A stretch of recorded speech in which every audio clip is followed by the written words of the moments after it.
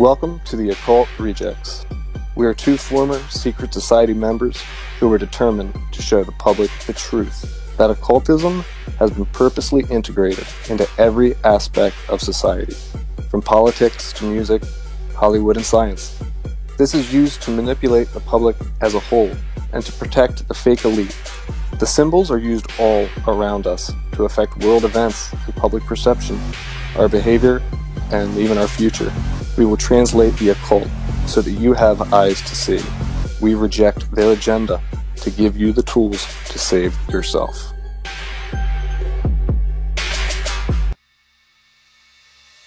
Yo, what's going on, everyone? It's a new episode of the Occult Rejects.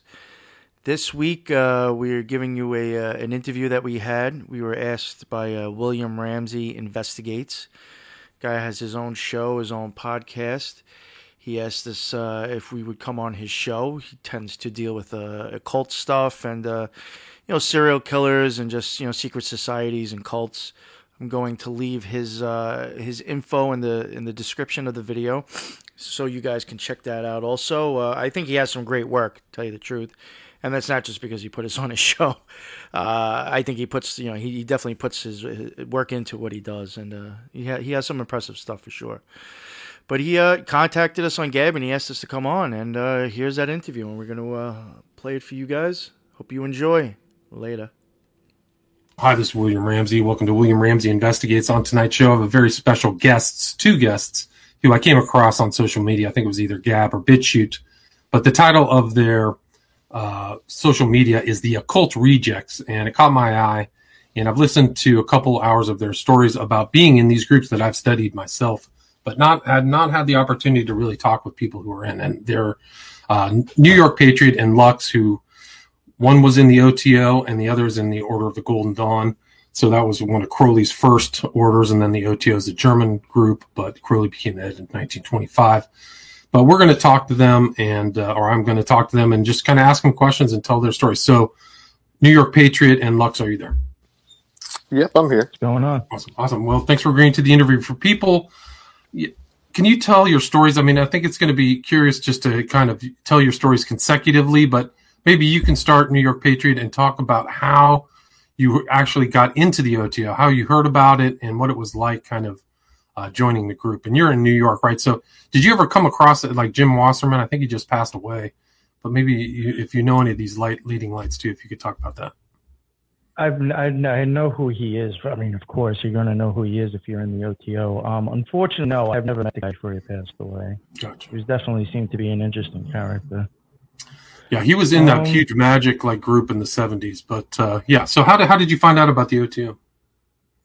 Well, I basically, I was big into conspiracies, a while ago for years. I mean, I'm probably going back to 2010. I started getting into this stuff, and I did start to believe that, these types of secret societies were real, and that they did have an influence, possibly, or control, kind of things of what's going on in the world. So I started, going down the rabbit hole and looking into them, and I started thinking, as silly as this sounds, if I had gotten into it myself, would I be able to maybe keep myself out of it in a way? And I just found it to be very interesting, and I thought that I definitely believed it to be real, and it seemed like anything associated with Crowley seemed to be pretty in depth, very structured, and just, regardless of who he was and some of the sick stuff he did, I do think he still was, in a way, an occult genius. So I figured that maybe his orders might have had a little bit more of structure and knowledge to them. So did you shop around to see which one you were going to join, and then OTO was the right path for you? I was torn between, well, there was three of them, the AA, the Astrum Argentum, the OTO, or the Golden Dawn. The AA was very serious. If you want to try to join, you got to read tons and tons of books and then take this ridiculous test even to become a student. And usually, that's a real secret society, because you don't know really anybody. You're dealing with somebody on a computer and just see people when you go to initiation. So I thought that was a little too much for me. There was no Golden Dawn around by me, and even just looking at, how the way that they practice, I'm sure Lux might be able to verify. It also looks like it would be very expensive with all the stuff that they use and all the stuff that you got to buy and wear. It just was, I was like, I don't know if I'm willing to dump tons of money into this too, So I found out there was actually an OTO lodge, and there was two of them in New York. So interesting. They call them oases or whatever. It depends on the size. I think camp is smallest, then there's an oasis, and then there's a lodge. And Gotcha. even depending on the size, also depends on what initiations they can go up to too. A lodge can go higher in initiations than the other one. And then you reached out to their lodge. How big is their lodge in New York City? How many members do you know? I mean, the ones in New York, I could probably safely say was, people that went religiously, probably 20 to 30 people maybe, but they might have like a total like 50 or 75 active members. Gotcha. And how did that first meeting go for you? Like, how did you reach out to them? How did you start? I can only speak for the OTO. I guess I can't speak for other ones, but it's very, very. First off, the website will show you if you go onto the website, it will show you exactly where they are. They all have some sort of practically some sort of social media thing. They all have like an email or a Facebook page. Some of them have YouTube or whatever. And I just emailed them. No, I think I went to the website. I saw something that was coming up, and I left an email, and I contacted them saying I was interested to go into the Mass. And then I think they told me to get in touch with them possibly the day of or the day before, and then they sent me directions, in the address that I was going to. That was very just weird to me and very shady. I just thought, I don't know, that weirded me out. But it did go well. I went there and, still alive. So you went to your first Gnostic Mass. That was kind of your first meeting with the OTO. Yeah, that was my first, for sure, yeah. So did they have the whole Book of the Law in the center with 7 candles and everything like that? Well, they have, it's a huge, gigantic altar that the Book of the Law is up on. There's way more than 7 candles on there. They have that. They have I guess you call it a pentacle that that they're gonna put the cake of light on. They have the cup for the wine. There's a few things on the altar, but yeah, they do keep the Book of the Law up there. Gotcha. And so that was kind of your intro. What was the first degree that you had to pass to become an OTO member? Well, if you do a Minerval, you're kind of like an honored guest. At that point, you can start going to closed meetings, which can be very different. First degree will make you a full member, though. Gotcha. So you went through up at least into the first degree, is that correct? Yes, yeah. What books did they make you kind of associate with at the beginning? What readings? Believe it or not, it's very different from how I'm sure that Bucks tell you about his experience in the Golden Dawn. When you do an initiation, they will give you paperwork after the fact, and they'll reference books in there. They'll give you a list, but it's not very structured in how you would think that you're gonna have you're not being tested on things. You don't get you can go to classes and stuff, and they'll have that, and they'll suggest these are the books that I used to do the class. But they don't really have anything down on you that you need to do. Believe it or not, you could easily go there for years and not really much of anything. Wow, interesting. Yeah, so they just actually having very surprising. Interesting. Did you have a self-study or anything like that? Did you practice magic at home? Yeah. No, I did everything. They'll even say that too. They'll say with secret societies, the real magic is done on their own. The thing that maybe they're good for is if you wanted to meet other people like-minded and maybe meet people that might know more than you do, so maybe you can learn something from them. Right. But the real magic's really done on your own, in my opinion. Did you have results from practicing magic? Did you have results that you were satisfied with? Oh yeah, for sure. For sure. I mean, Okay, there was so ones I was satisfied with, maybe ones that I wasn't even satisfied with. That maybe were like a little too much or just wasn't working it. But yeah, I've definitely gotten results, and I interesting. definitely by far am convinced that it's real. So it There's is no real. doubt in my mind. Yeah, for sure, without a Did doubt. you like have any contact, like entity contact or anything like that while you were practicing magic? Are you still practicing magic? No, I haven't. I haven't really, except for meditations. I have not really. I think one I have done like a banishing Gotcha. maybe a month ago, but besides that, I have not. Believe it or not, probably not done anything in almost a year. Wow. Gotcha. Right, the Yeah, it lesser was sort of banishing the rituals. last few things, the last few experiences I had, kind of like shook me a little bit to my core. So I kind of just, but basically wimped out. So I you guess were I'm not getting this gangster. right. So you were kind of getting drawn in then, huh? Farther and farther. Yeah. I mean, not so much with the OTO itself, but with magic and ceremonial magic. Yeah, for sure. I was getting Gotcha. pretty. So I was did you drawn have into it. magic in theory and practice and follow those rituals? Yeah. Definitely. I'm Right. going to tell you right now, believe it or not, I would probably consider one of the worst OTO members because I don't prescribe to everything that Crowley says and wrote. I'm not one of those. I just can't do it. I'm not going to put this dude up on a pedestal. Gotcha. Okay, and so Lux, if you can join in, can you talk about how you found out about the Golden Dawn and what led you to join? Sure. So I had always more or less been interested in esoteric Christianity. I was really interested in a lot of the old Hebrew books and literature, and I would say that it got to a point where I was really curious about magic because of some of the things that I was finding in some of, certain books that I was reading. And so I was always right from the get-go, I was very pointed that there was no way I was going to join a order that I perceived to be on, the dark side of things. And I made that very sort of clear, both to myself and to the different groups that I was sort of reaching out to try to find the right fit.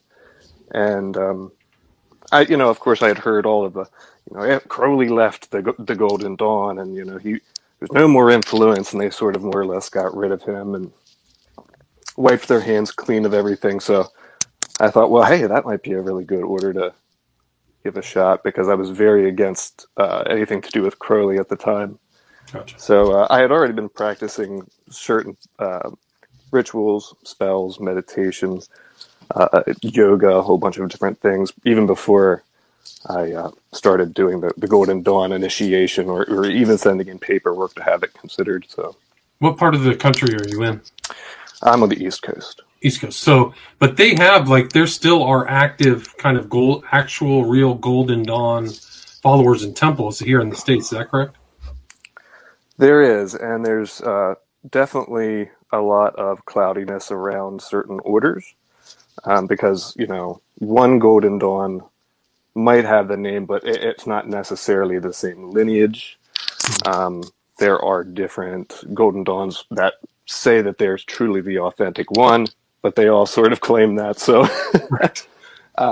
you have a lot of different types of Golden Dawns, or I would say even Rosicrucian orders, which are directly associated with Hermetic Order of the Golden Dawn. Right. I mean, there's this, Amorc or whatever it is. There's one out here in California, in San Jose. But Yeah. I think they have some of the ideas of Golden Dawn. But you actually got initiated into the Golden Dawn. Is that correct? Yes. And can you talk a little bit about that initiation?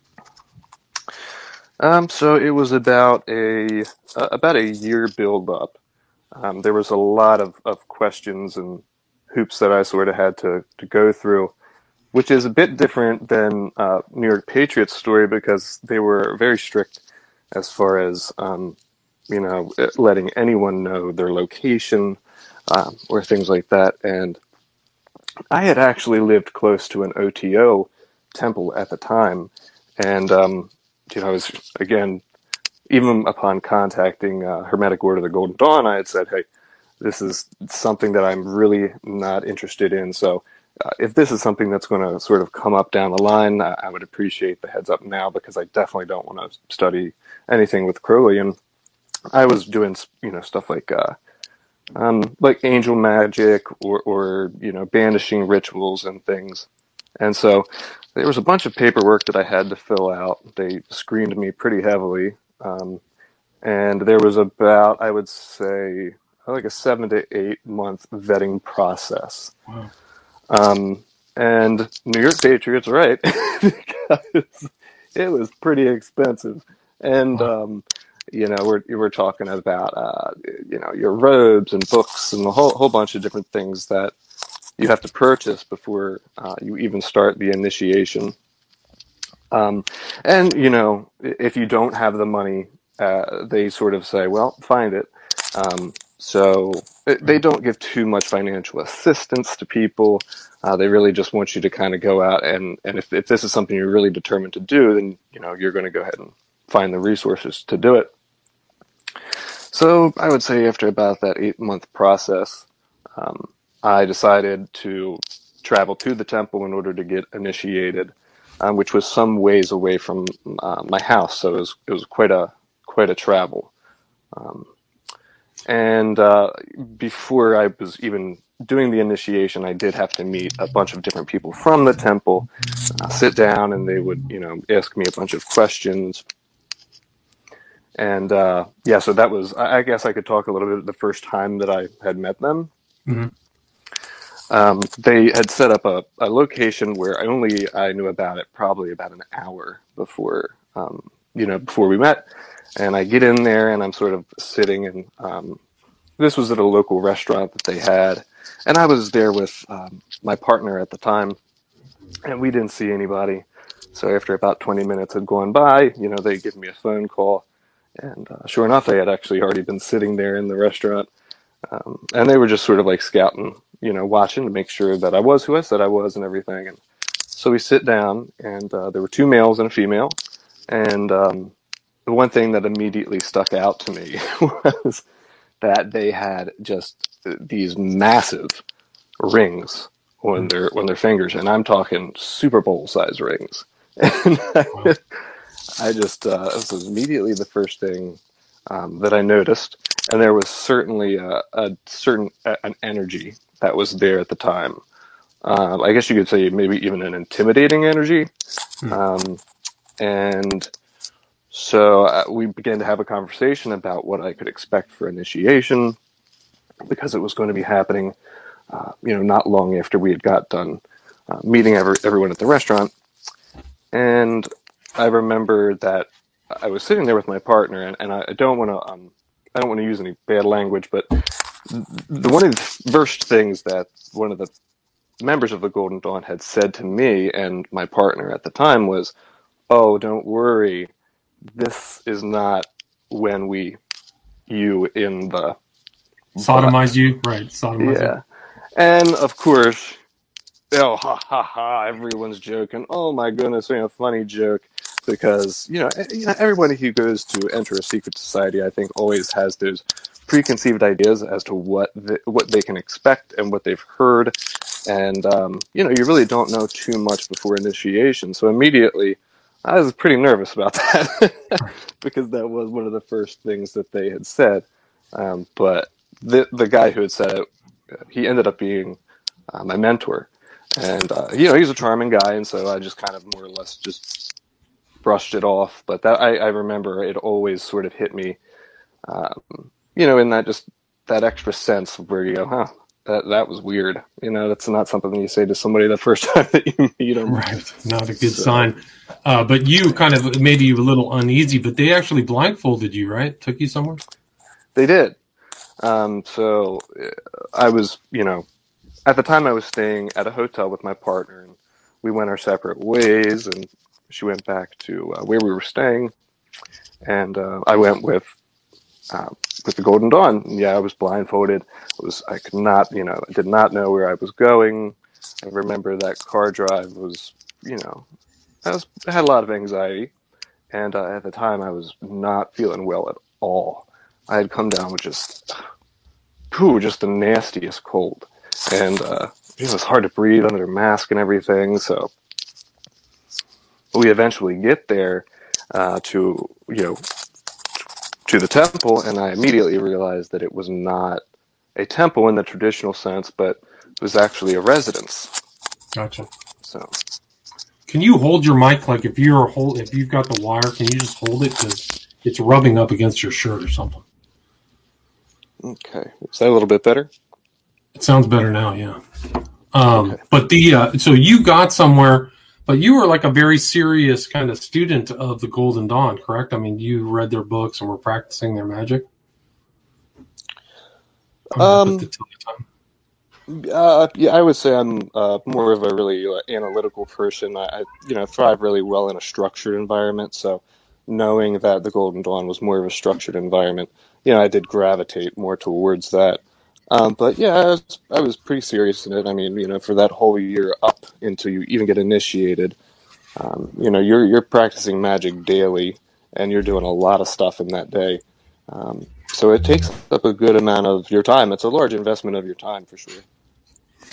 And when you were practicing and getting in, did you, like New York Patriot, did you find results came from the magical practices? Oh yeah, absolutely, and it was almost immediate. Yeah. Interesting. So, yeah. I mean, a lot of these people say it works. And so, what were you when you're practicing magic? What is the intent? What is the goal or response you're trying to get through the actual practice of magic with a K?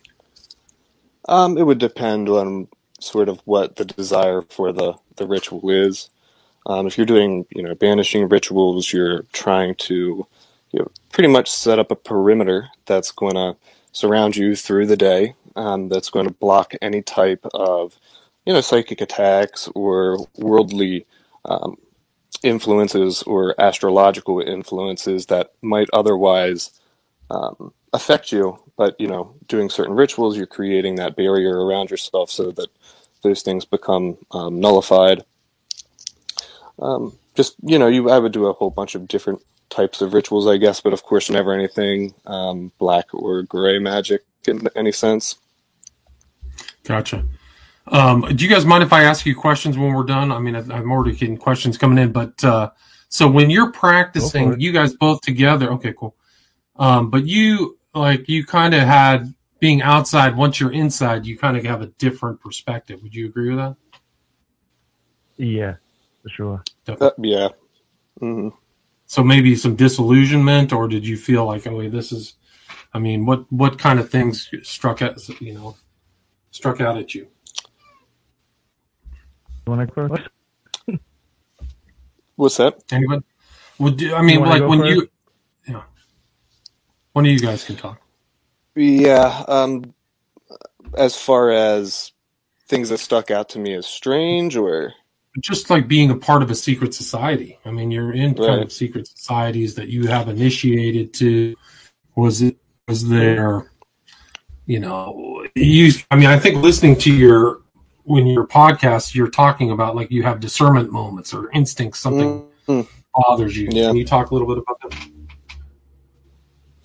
Yeah, there would just be things that,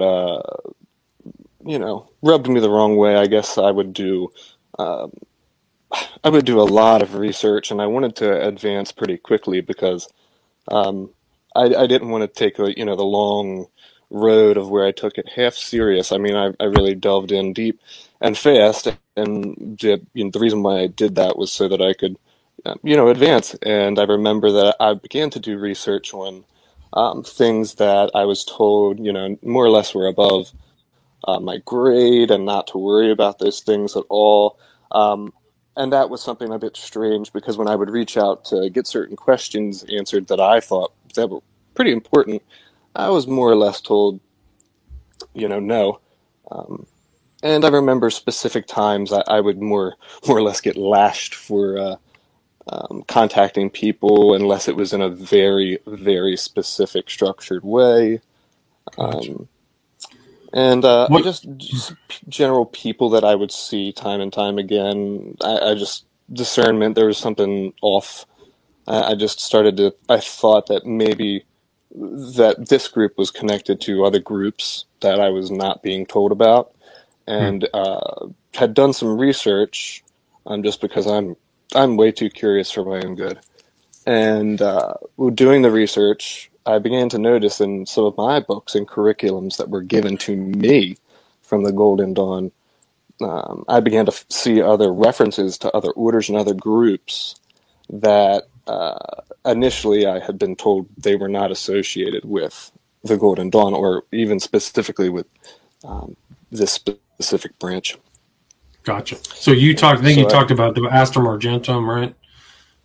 Right. So right, and in the Golden Dawn you have an outer order and you have an inner order, and so your outer order would be the Golden Dawn, but then your inner order, I was told, was a Rosicrucian order, and which was eventually found out to be the AA. Yeah. Oh, interesting. So in your Golden Dawn, the AA was the internal order. Is that correct? There are a bunch of different. There are a bunch of other internal orders. Yeah, that's correct. Interesting. So the Hermetic order started. Go ahead. Imagine we're told that they more or less stand alone, but again, they don't. I'm convinced now, especially after the conversations that I had with other people in my order. We would use Masonic temples all the time to do different meetings or rituals, and I was always led to believe prior that the Masons and Hermetic Order of the Golden Dawn were not connected. And I remember finding that out, and I thought, whoa, that's definitely strange, because I had always thought that they were totally independent of each other. There's a lot more connectedness than I think people might think. Right. And did you find people within your order were also members of other orders, not just the Golden Dawn, but that they kind of group hopped, perhaps? Yeah, to some extent. Gotcha. And those original, Golden Dawn rituals were from the 19th century, but they just kind of disseminated themselves all through the OTO, the AA, through Rigardi, all these other people. Yeah. And so do you think that you were practicing the original Golden Dawn tracts materials? I can't say for absolutely sure, because I was always told that there are older versions, and I was even told things in secret, as far as just by oral tradition of what we disseminate in books is not the actual banishing rituals, or this is not the actual. There's something else you have to add here, and there's something you have to add here, and so there's more to the rituals than sort of what is widely distributed. There's more versions that you're only told about once you actually are in the order. Gotcha. And New York Patriot. Go ahead, please. I was going to say, even the way that he does his, or has been told that to do the banishing ritual, the pentagrams, even different than the way I do it. Oh, interesting. So yeah, I found that to be interesting when he told me. And when you were in the OTO, what was that like? What was it like being in? To tell you the truth, I mean, at first I was just kind of like surprised, because I just figured a secret society just would have been a little different, a little bit more structured. It just seemed like, I guess, a lot of people that I guess just thought it was kind of like an edgy thing. The things though that really started to make me question stuff. One, they seemed to push a certain ideology. I mean, I don't want to start to make it political, but they definitely by far push liberal, leftist thinking. And to be totally honest with you, that in my opinion, that's almost the complete opposite of what the OTO should have stood for. I mean, it almost even kind of goes completely against it, in my opinion, what the phrase "do what thou wilt shall be the whole law," love the law, love and the will. even the liberal mind, in my opinion, is actually completely opposite of that. It's the farthest thing from it. So I started to, question and wonder, why is that, why is it actually becoming filled with people with the mindset that's the complete opposite of why you should be here? And I don't think it's if that was happening by accident, in my opinion, the secret, the OTO would crumble because people would leave and it would have lost what it's supposed to be.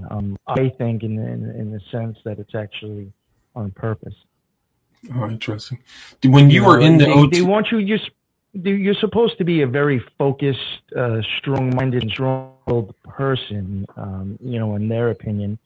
To do your will, to know who you are, and you're supposed to do what what your objective is, and don't let, outside things trigger you or change you or pull you off your course.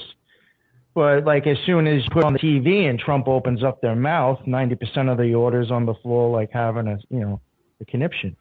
So I didn't understand, and then when you start promoting Antifa and BLM, I have to draw the line there. Fascinating. So really, you found the group to be very political. The members themselves can be, and the funny thing is, it seems like that seems to be the big clique at some of the ones that I've gone to, has seen that the people of that type of mindset seem to make up more of the place. Seems to be like the cool kid, and the ones that tend to be doing the masses and the classes more and have more positions in the order tend to be of those types of people. And did you, as you start getting higher up, there's certain things that I know to be true that I'm just not willing to do, to take an initiation. It's just beyond me. So I knew I would never get to a certain degree regardless, and I would just. How far along the degree path did you go? Well, see, that's unfortunately stay anonymous. Believe it or not, once you get to the second degree, I think that puts you in like the top 30% percentile. So if I was to even say that or anything above that, it would really start to narrow it down to who I could be. Believe it or not. Understood. No worries. But I can tell you sure in the fifth degree you do have to carve a cross into your chest, and I am not down for that. So I knew I was going to go. So you have to carve a cross in your chest. You're going to carve one, yes, into the middle of your chest.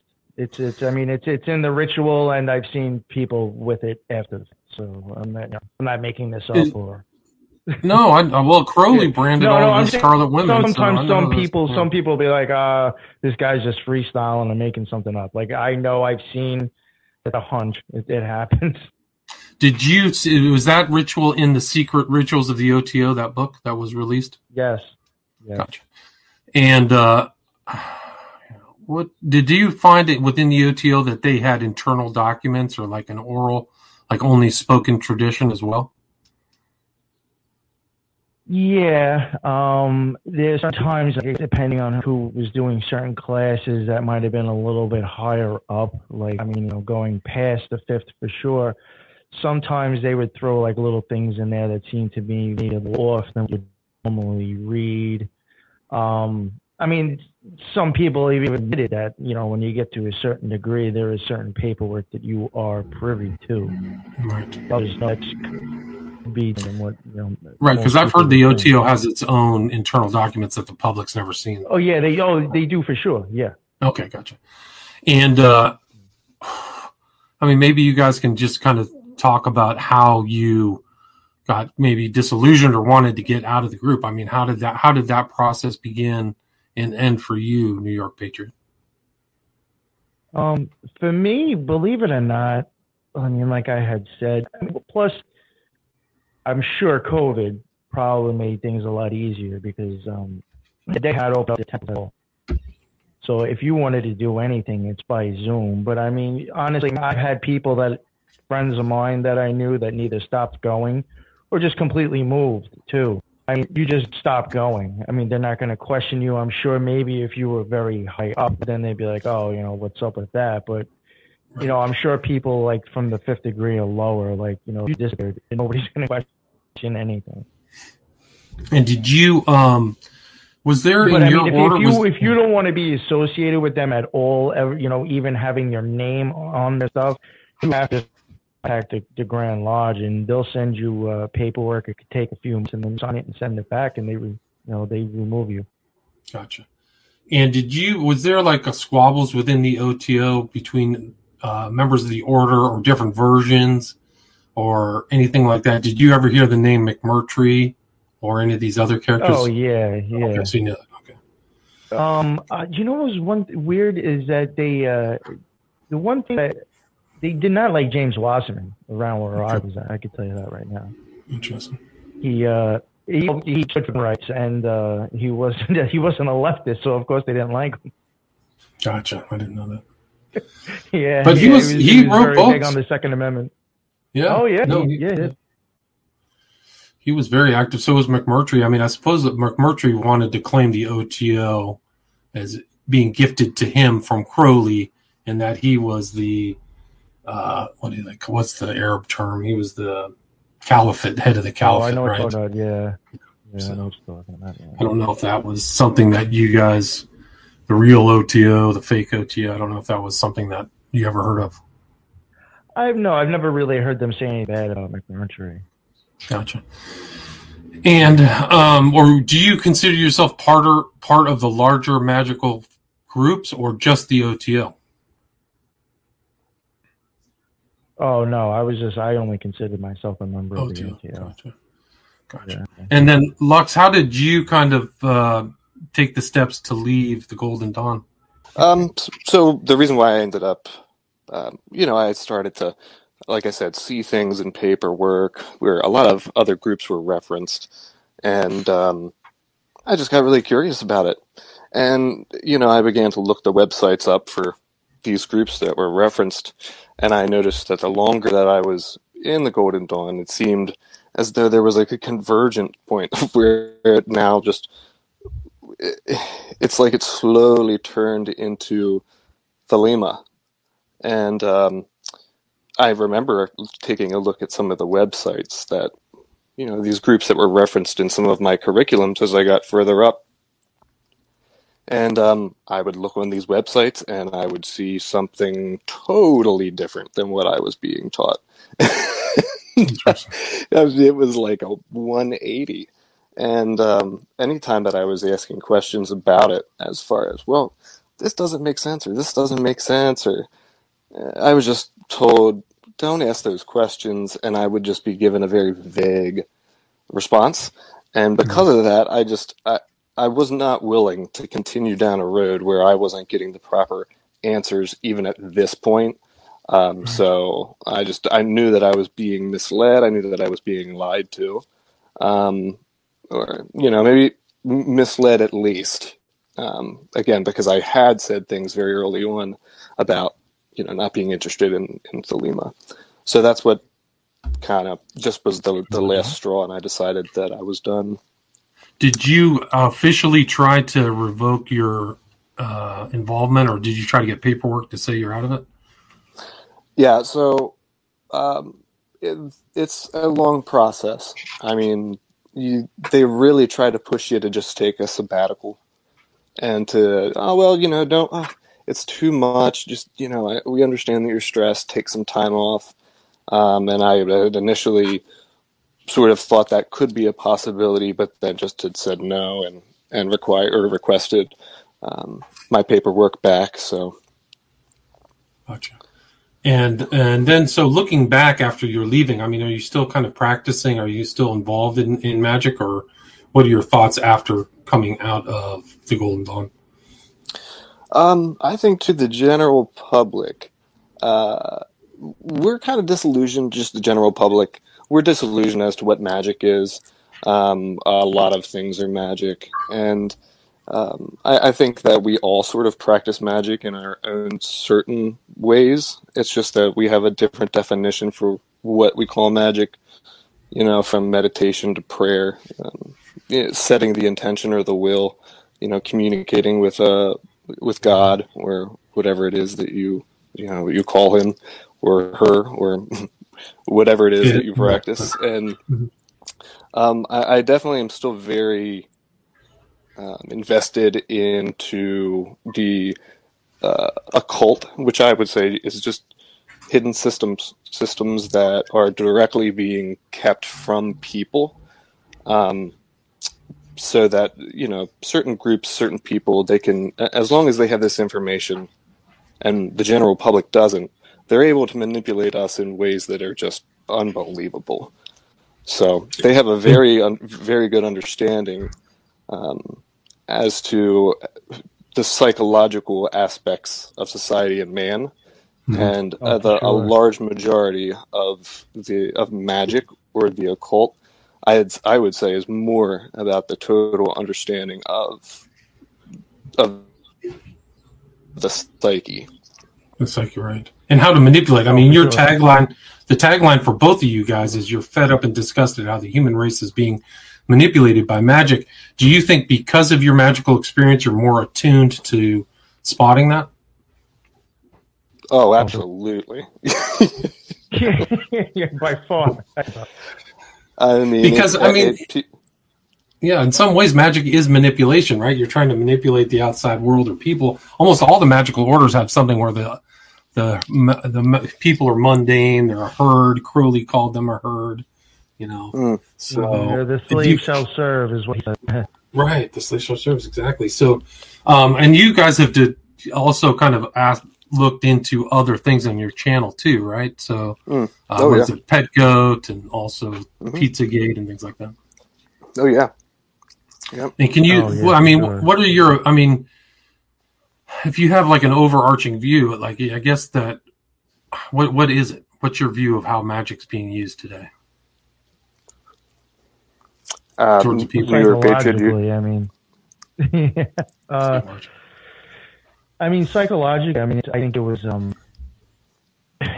it really dawned on me, and I wanted to really kind of get into this stuff and getting those stuff out once everything started happening with like COVID and George Floyd and with stuff with Antifa, because I felt like, or even, I hate again to make it political, but even when I saw the logo for the Democrat Party, I was just like, yo, this stuff is just in our faces. Like, this is just ridiculous at the point.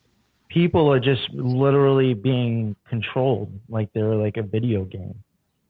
Like they're just, and the whole thing is the wild stuff too is that it's almost as if they're being magicians who pull rabbits out of hats.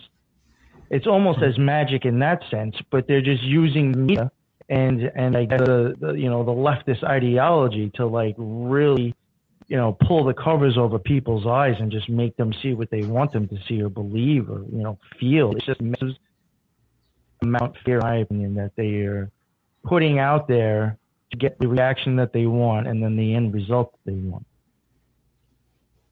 Yeah, they do it over and over. In my opinion, part of it, not to get into conspiracy stuff, I think COVID's a part of it. I also believe by far a BLM and Antifa, by far. In my opinion, BLM, before they took it down, you used to be able to go to their website and read what we believe. They were Marxists, they were witches.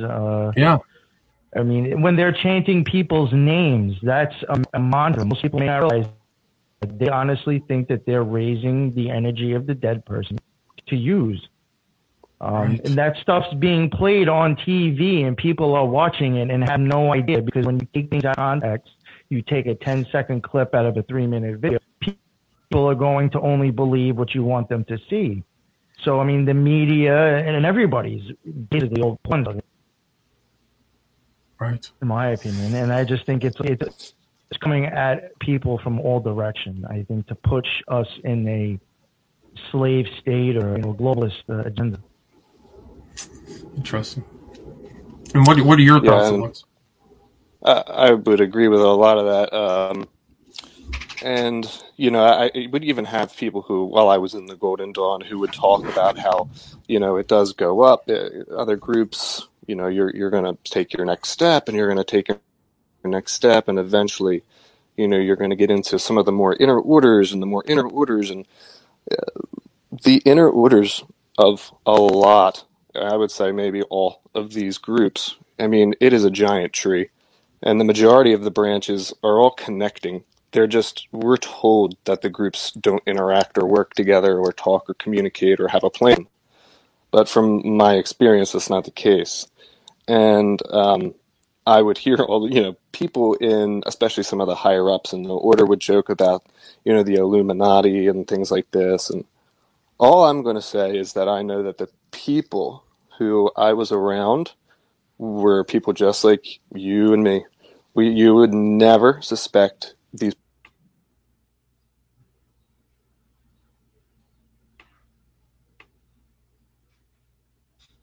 Did we lose him?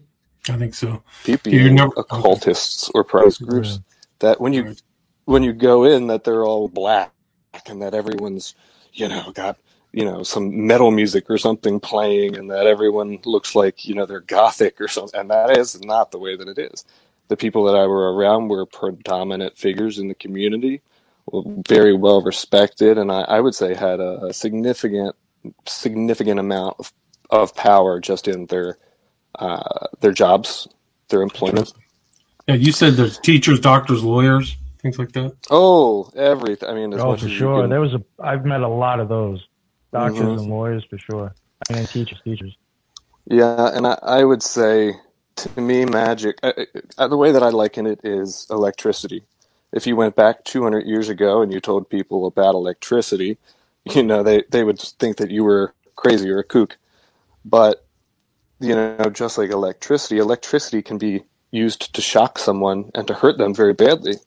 But electricity can also be used to light light bulbs and other things like that. And I think that a majority of the magical systems are hidden information or lost information that is specifically kept hidden now so that it can be used to manipulate the masses. And I'm not talking about banishing rituals and things like that. I'm talking about the understanding of color, the significance of how color affects behavior, sounds, how certain sounds will influence your brain to make you feel certain things or bring out certain behavior. And so a lot of these systems are deployed against people, and they're just none the wiser.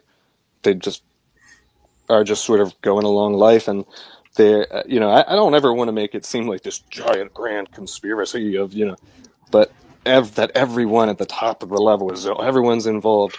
But I mean, it's a significant amount of people, and I would say that there is a definite plan. And I think. Do you think that a cult plan is like what would be described as the New World Order, like a one world government? Do you think that's the common denominator in these occult groups? Yeah, because again, there are some groups that, and it's funny because New York Patriot and I talk about this all the time. It's like, so for each order, for each group, it's almost like they cast a very wide net. Okay, because New York Patriot, him and I are very, very similar, but we have different personality types. And so, of course, they sort of cast this net because they know that certain people will gravitate towards certain groups. I'm more analytical. I was more curious about the curriculum-based type of learning, so I gravitated towards Golden Dawn.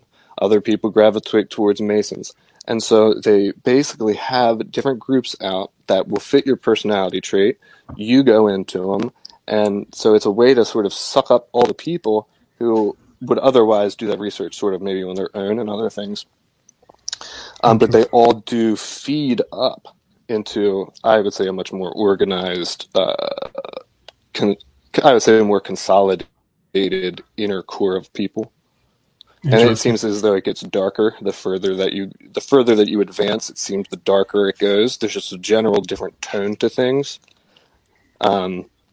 So once you're in, then you start learning more and more. So it seems like you guys, the farther you got up, the more uncomfortable you got. Would you agree with that? Yeah. Yeah, sure, I would. Yeah. Sure. I mean, especially like, even like when you start getting like results, I mean, that could also kind of even like make you start questioning like, what's really going on too. Right. For me. And which one of the groups, like a handful of them, went to the Temple of Set? Was that true? What was I remember listening to that. You had somebody leave like the OTO and join the Temple of Set. Is that correct? Yeah. Well,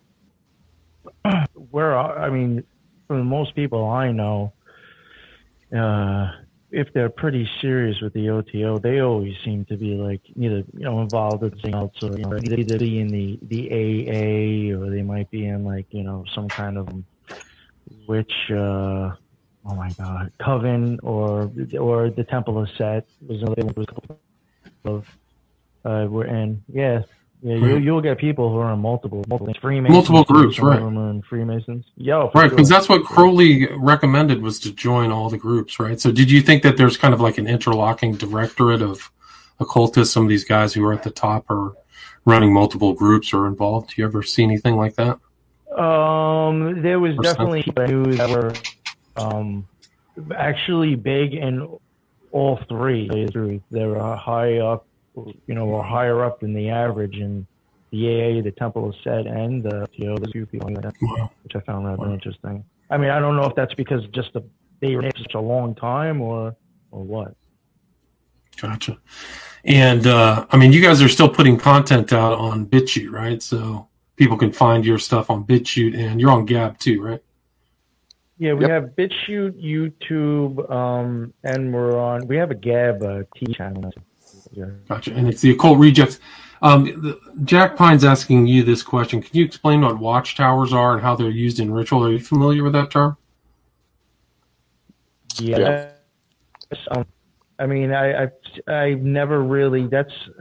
I think I'd be better off with that. I know, like, that's tended to be used in like Wicca rituals and maybe Old Dawn one, but I never really got into them. But basically, I think it's like calling the element, whatever you consider to be like the elemental being or that elemental idea from the brain. That's kind of what you're calling.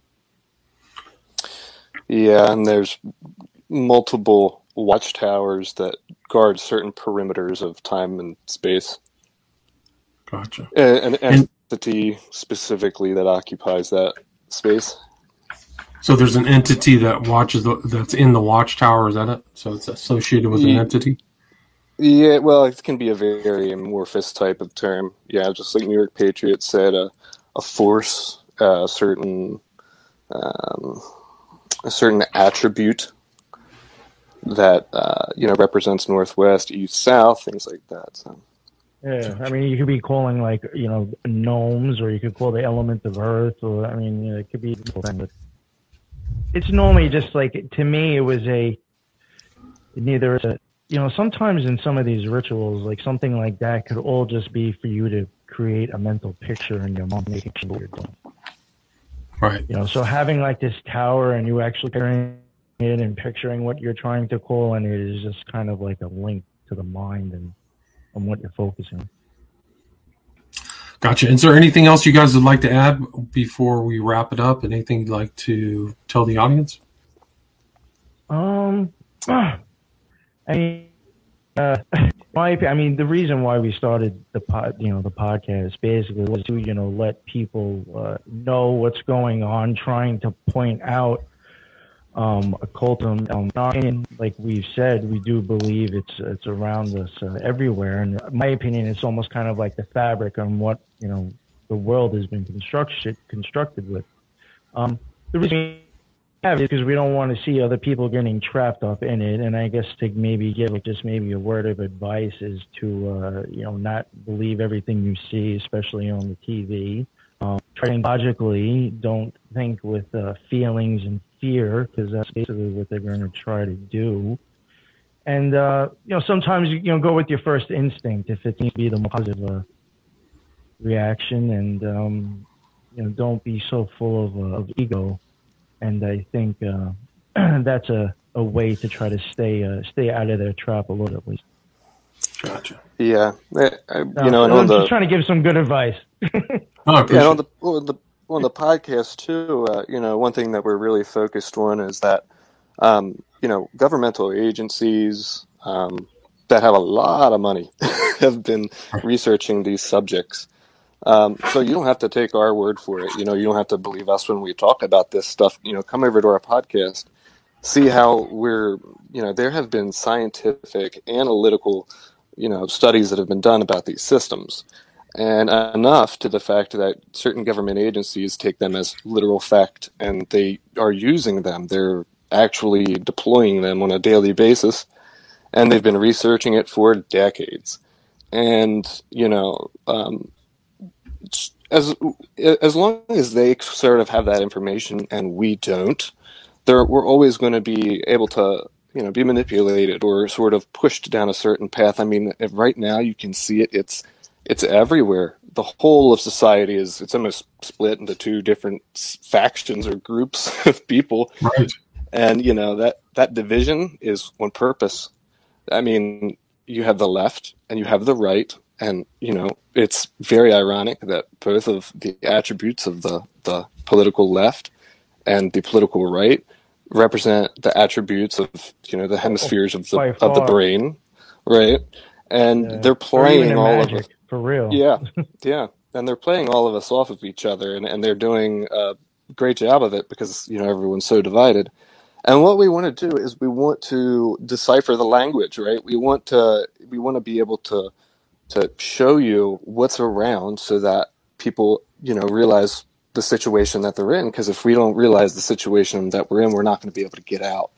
And Right. that's, for humanity to be free and to not have, these secret people who are watching over everything and sort of setting the plan that they want. That's not fair. And, something else we're really trying to do is we want to build a community of people who have been in secret societies before and, who are looking for resources when they get out, because some of these societies can really take a whole grip over your entire life. I'm talking financial control, so that they own things that that are yours, that you lose your, and maybe New York Patriot can talk about that a little bit, but you lose a lot of your autonomy. You lose your ability to get out because they slowly take more things from you. And so we're trying to build a community of people who are former secret society members. They can give each other help, whether that is, just someone to listen to, because it's a unique type of situation when you come out. And sometimes you can feel really alone. And we just want to build a community that sort of is the anti-occult, or maybe you could say, deciphering the occult, because, it's a big untapped amount of people out there that have come out and they just don't know what to do. Yeah. Well, you could have a very wide pool if you include Scientology, Moonies, all these other people. Exactly. Yep. So that's a lot of people. So I came across you on BitChute, but you have a podcast. Is it available on iTunes under the Occult Rejects? Spotify, or is it on Spotify? For some reason, Okay. The problem also with the shows that we've done recently, a lot of them you needed a visual, so there was really no point in putting up the audio. We did finally put up a 4th episode. Now, I don't know if that's why Anchor hasn't put it on to Apple yet, but we're on Spotify and Anchor. Spotify and Anchor, gotcha. Because I think I might end up putting us on Spreaker, and then that will put us on Apple. I thought about that. That's what I use, Spreaker too. But so you would prefer people to listen to you there, or not go to BitChute, or what's your preferred spot to listen to? Except for maybe like 4 of our videos, the rest of them you're going to need to really probably watch it to get anything out of it. So I would suggest going to watch it on BitChute. At least you can close the app or close the screen and still listen. You can look at it the whole time. But we do have but very limited on the podcast right now. Gotcha. If people are trying to we are reach getting out to started you, on Rumble. Gotcha. If people are trying to reach out to you, what's the best way to contact you? I guess I would say either on Gab or our email, honestly. Yeah, gotcha. So Gab. The only problem we see with Gab, we have to. I don't think it's messaging on Gab, which sucks. So I mean, if you see us post somewhere, we have our own group. It's very small. I mean, I guess you can tag us and say what's up, or I mean, you can email us. Mm-hmm. That's how I reach out to you. The Occult Rejects at Proton. The Occult Rejects at Proton.mail. Protonmail.com. That's it. All right, guys. Well, I think that I really appreciate you taking the time to talk about your experiences, and hopefully people will reach out to you if they have any questions. But really appreciate it. Thanks so much. Thank you. All right, take care. Thank you, man. Have a good weekend. Yeah, thank you. Bye-bye. All right, bye.